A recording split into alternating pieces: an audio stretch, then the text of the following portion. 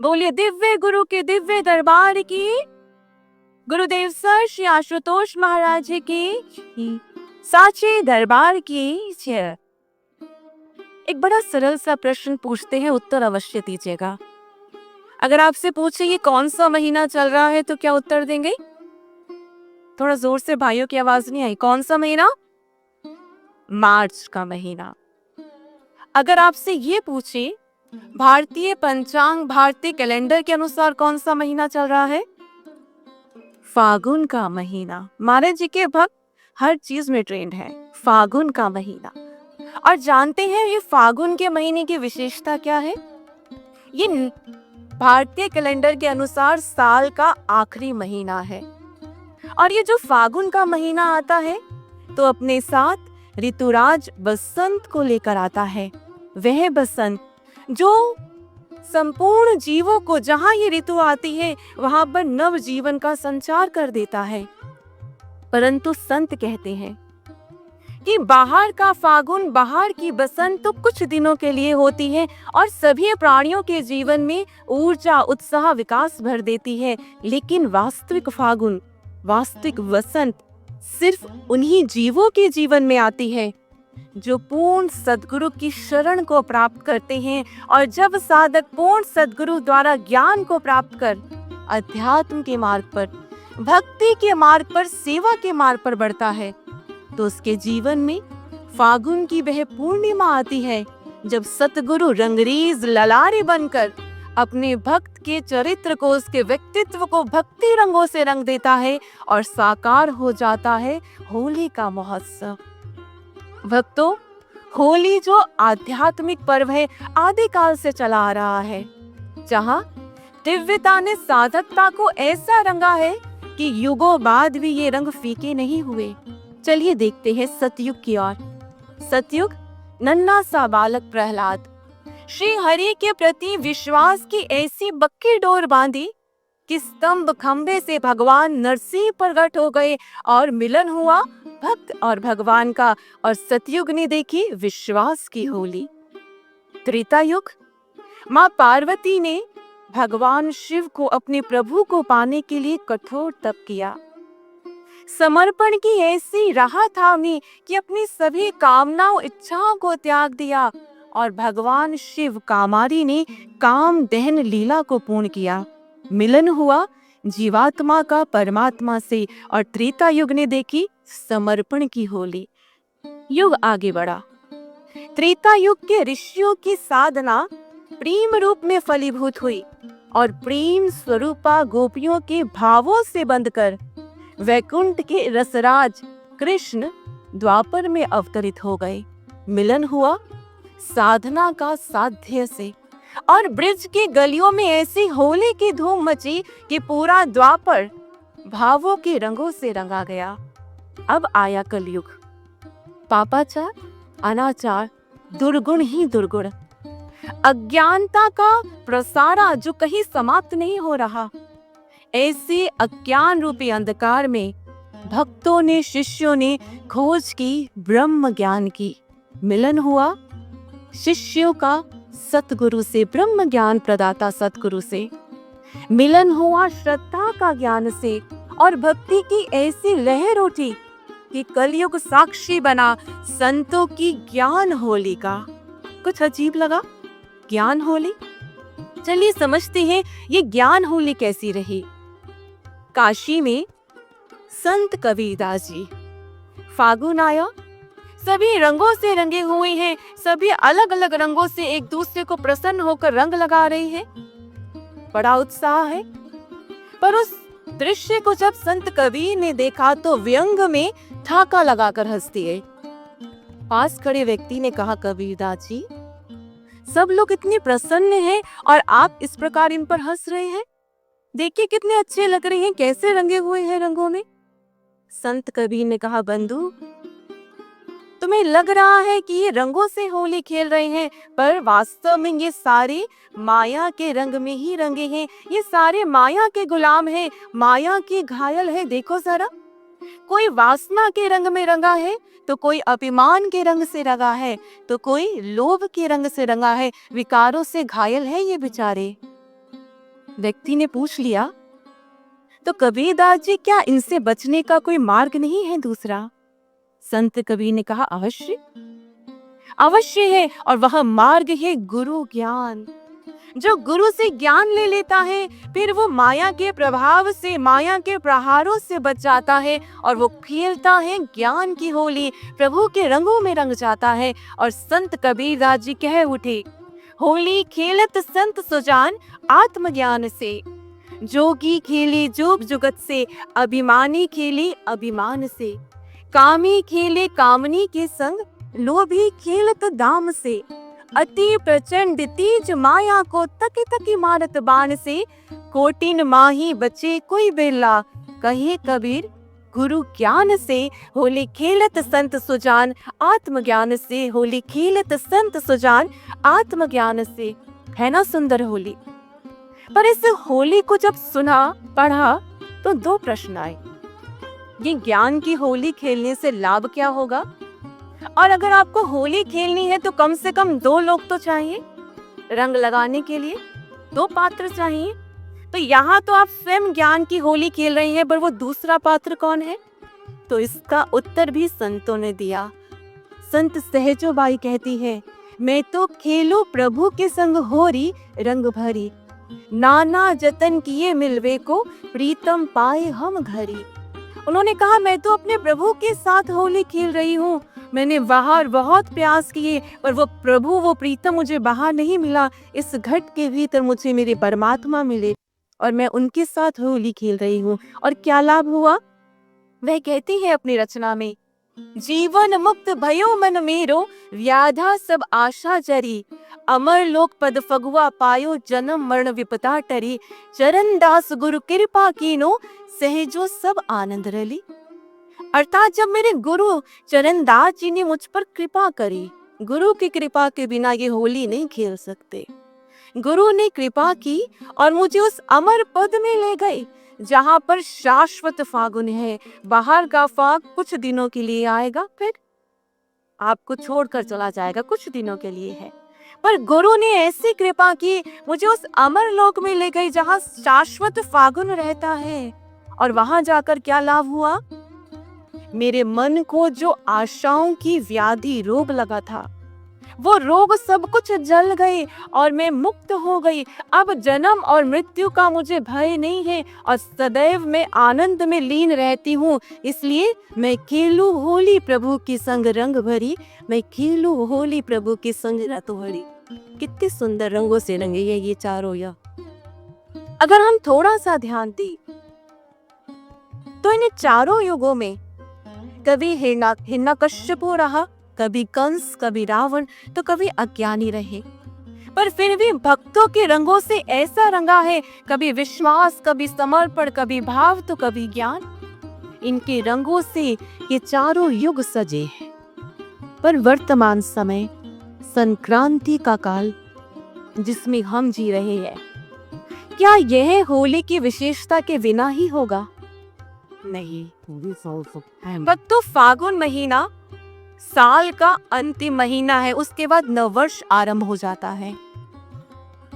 चारों युगों को मिलाकर बनता है एक कल्प, और इस कल्प का अंतिम समय है संक्रांति काल, जो उस विशेष फागुन को लेकर आया है, जो ऐसी दिव्य होली खेलेगा कि संपूर्ण धरा को दिव्यता से रंग देगा और ऐसे रंगों में रंगेगा कि चारों युगों की होली अभिभूत होकर देखेगी संक्रांति काल में मनाए जाने वाली दिव्य होली को। क्यों?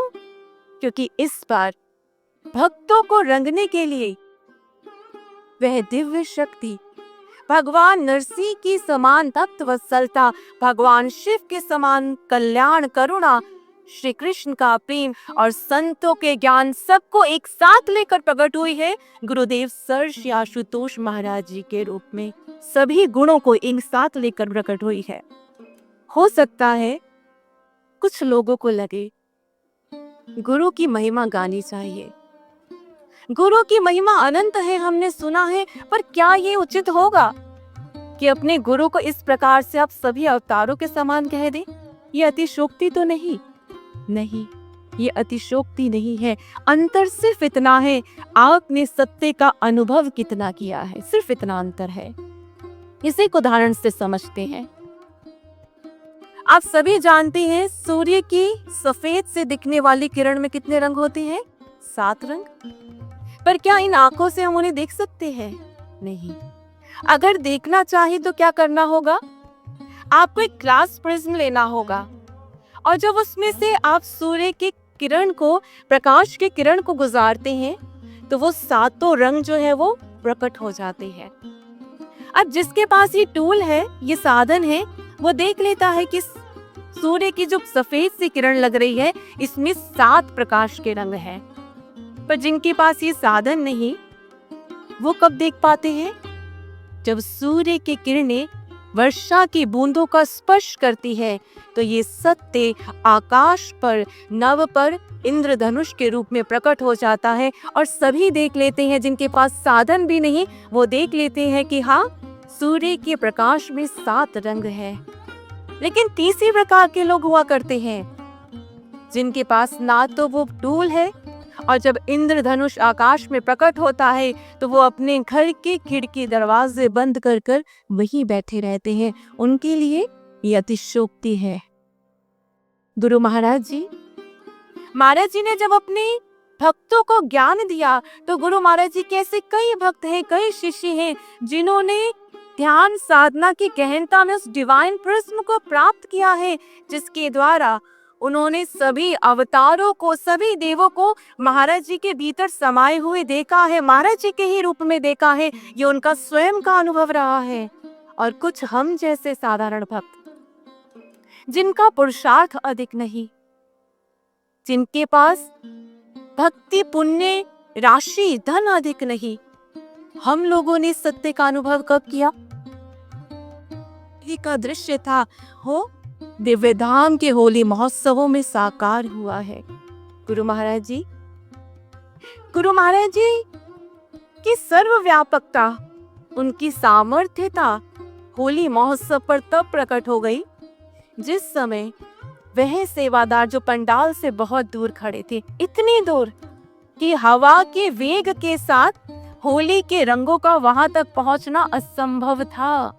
लेकिन महाराज जी का प्रेम ऐसा था, सर्वव्यापकता ऐसी थी कि इतने दूर खड़े भक्तों को भी, सेवादारों को भी महाराज जी ने भीतर से नहीं, बाहर से भी रंगों से रंग दिया। और ऐसे बहुत से अनुभव रहे हैं। सिर्फ सेवादारों को ही नहीं, दूर सुदूर विदेशों में बैठे भक्तों ने जब भावों से महाराज जी को पुकारा तो महाराज जी ने वहां प्रकट होकर उन्हें अपने भक्ति के रंगों से रंगा है। होली का पर्व जो हमने मनाया है भक्तों, ये गुरु कृपा का पर्व है जो हम अपात्रों को प्राप्त हो गया।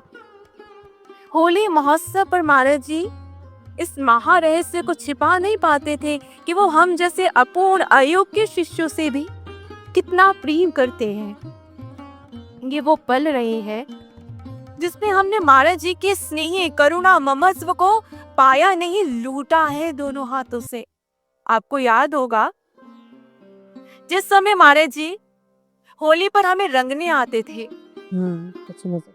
और जब रंगने के लिए इतने आतुर होते थे और उस प्रसन्नता में, उत्साह में जब महाराज जी अपने गले के पटके को उतार कर अपने कमर पर बांधते थे तो ऐसा लगता था मानो सारी माया को समेट लिया हो। ऐसा जादू चलता था कि खचाखच भरे पंडाल में महाराज जी के अलावा कोई दिखता ही नहीं था। ये नेत्र सिर्फ महाराज जी को देखते थे और हृदय से यही प्रार्थना निकलती थी, महाराज जी अयोग्य है पर आप रंग देना, इस योग्य नहीं कि आप किस पवित्र दरबार में खड़े हो पाए, महाराज जी इस योग्य नहीं कि आपके प्रेम को प्राप्त कर पाए, पर गुरु महाराज जी आप हमें रंग देना। ये हर हृदय से भाव उठते थे और इन भावों से बनकर गुरु महाराज जी सबको रंग दिया करते थे। समाधि काल में बहुत से प्रहार किए हैं काल ने, संतों ने बहुत बार घेरा है भक्तों को, लेकिन फिर भी ये प्रहार इन होली महोत्सव के पलों को, इन क्षणों को हमसे दूर नहीं कर पाए हैं, मिटा नहीं पाए हैं। आज भी भक्त जब गुरु महाराज जी के उन पलों को याद करते हैं तो हृदय महाराज जी के प्रेम से भीग जाता है, वो दृश्य साकार हो जाते हैं। और हर होली महोत्सव पर भक्त यही कहते हैं, तेरी सतरंगी यादों के खजाने अब भी हमारे पास है, बाहर से हो दूर भले पर दीदी तेरा एहसास है, तेरा वो मंद मंद मुस्काना अब भी हमको याद है, रंग डालकर फिर छिप जाना अब भी हमको याद है। ले पिचकारी हाथों में जब शाही चाल से चलते थे, किसको रंग देंगे ये नजरें, भक्तों के दिल मचलते थे। रंग तो अब भी रहे हो तुम अंतर मन भक्ति रंग से, होली खेल रहे हो छिपकर तुम अपने शाही रंग से। है इंतजार उन पलों का जब सतगुरु साकार हमारे होंगे, फिर से बहेगी बयार रंगों की और सतरंगी नज़ारे होंगे, फिर से बहेगी बयार रंगों की और सतरंगी नज़ारे होंगे। आज भी भक्त हर आते इन पर्वों पर महाराज जी को याद करते हैं, महाराज जी से प्रार्थना करते हैं कि महाराज जी आप वही पल हमें लौटा दीजिए, क्योंकि संपूर्ण ब्रह्मांड में मात्र एक शक्ति है जो उन पलों को हमें पुनः लौटा सकती है, और वह है स्वयं सर श्री आशुतोष महाराज जी। जब महाराज जी स्वयं समाधि से लौटेंगे तभी ये जो हमारी भावनाएं हैं पुनः साकार हो पाएंगी। कुछ समय पूर्व एक गुरु बहन महाराज जी को याद कर रही थी कि महाराज जी फिर होली का पर्व आ गया और इस बार भी आप साकार रूप में हमारे पास नहीं हैं। और महाराज जी को याद करते हुए वो अपने भावों को महाराज जी के श्री चरणों में अर्पित कर रही थी, और हमारे गुरुदेव भावों से बंधकर उस गुरु बहन के अनुभव में प्रकट हुए। और वो गुरु बहन क्या देख रही हैं कि बहुत बड़ा पार्क है जहाँ होली की तैयारी हो रही है, बहुत बड़ा पार्क, और उस पार्क में महाराज जी बड़ी तीव्रता से तेजी से चलते चले आ रहे हैं, और महाराज जी के हाथ में एक पाइप है और उस पाइप से रंग की बौछारें बाहर निकल रही हैं, और महाराज जी बड़े उत्साह से उसी आतुरता से बढ़ते हुए सबको कह रहे हैं, मैं अपने सभी भक्तों को रंग दूंगा, जिसको जितना रंगना है रंग लो, इस बार मैं अपने सारे बच्चों को बाहर से नहीं भीतर से भी रंग दूंगा, जितनी होली खेलनी है खेल लो। जब उस बहन ने ये दृश्य देखा तो उसने देखा कि महाराज जी बहुत प्रसन्न हैं, लेकिन महाराज जी के चरणों में पादुका नहीं है, महाराज जी नंगे पैर है। और महाराज जी जब गुजर रही है लोगों को, भक्तों को रंगने के लिए, तो बहुत पथरीली जमीन है जहाँ पर चलते हुए महाराज जी के बाहों में घाव हो रही है, लेकिन महाराज जी उन घावों को नहीं देख रहे। उस बहन ने कहा, महाराज जी आपने पादुका नहीं पहनी है, महाराज जी आप पादुका, पर महाराज जी ने कोई बात नहीं सुनी। महाराज जी हमेशा की तरह, पहले की तरह अब भी महाराज जी का ध्यान कहाँ है? अपने भक्तों को प्रसन्न करने में। अपनी चिंता नहीं, मैं अपने भक्तों को प्रसन्न कर दूं, अपने बच्चों को खुश कर दूं। और महाराज जी यही कह रहे हैं, जितना रंगना है रंग लो। गुरु महाराज जी करुणा ममता के अवतार हैं, साकार रूप हैं। इतने वर्ष व्यतीत तो हो चुके हैं, वो तो रंगने के लिए हमें आतुर है, अनुभवों के माध्यम से ज्ञात होता है। तो कमी कहाँ है? क्या भक्तों की ओर से कमी है? पर जब इस पक्ष को सोचने लगते हैं, महाराज जी के जब भक्तों की ओर देखते हैं तो उनकी आंखों से बहते आंसू हमारे शब्दों को रोक देते हैं ये कहने से कि भक्तों की ओर से कमी है, वहां शायद कुछ अधूरा है, ये कह नहीं पाते। तो कहाँ कमी है कि ये दृश्य साकार नहीं हो पा रहा? कहाँ कमी रह रही है? क्या छूट रहा है? जब यही प्रार्थना महाराज जी के आगे रखी तो गुरु महाराज जी ने भीतर से प्रेरणा दी, और महाराज जी ने कहा, जब एक कुंभकार, एक कुम्हार पात्र को बनाता है, उसे आकार देता है, तो उसे रंगने से पहले उसे तपाता है, उसे पकाता है अच्छे से, और जब वो पक जाता है तो फिर उससे रंगता है। इसी तरह गुरु महाराज जी ने हमें अपने स्नेह का साकार रूप से आकार दे दिया, पात्रता हमें बना दी है, एक आकार दे दिया है हमें। ये जो समय है, ये समय पकने का है। ये परिस्थितियां, ये विरहा, ये दूरी भक्तों को पका रही है, तपा रही है। और जब शिष्यत्व पक जाता है तो सतगुरु से उस मजीठ रंग में रंग देंगे, उस भक्ति रंग में रंग देंगे भक्तों, कि पुनः माया और कर्मों की कालिमा हमें मलिन नहीं कर पाएगी। महाराज जी उस समय की प्रतीक्षा कर रहे हैं, परंतु ये जो समय है पकने का, कैसे अपने आप का निर्माण करें।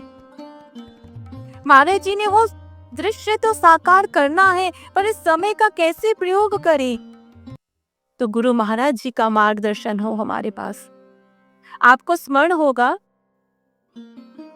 महाराज जी जब होली में अपनी कृपा रंगों से भक्तों को रंग देते थे, तो उसके बाद महाराज जी अपने श्री वचनों का प्रसाद भी अवश्य देते थे। महाराज जी अपने श्री वचन हमें दिया करते थे, और ज्ञान शब्दों के अथाह सागर, असीम सागर है गुरु महाराज जी, परंतु फिर भी हर होली पर किसी न किसी रूप में महाराज जी ने एक भक्त की कथा सदैव सुनाई है, किसी न किसी रूप में, और वह भक्त थे भक्त प्रहलाद। एक बार भक्त प्रहलाद के चरित्र को सुनाते हुए गुरु महाराज जी ने नेपोलियन बोनापार्ट को कोट किया, और महाराज जी ने कहा, नेपोलियन ने कहा था नथिंग इज इम्पॉसिबल, कुछ असंभव नहीं है।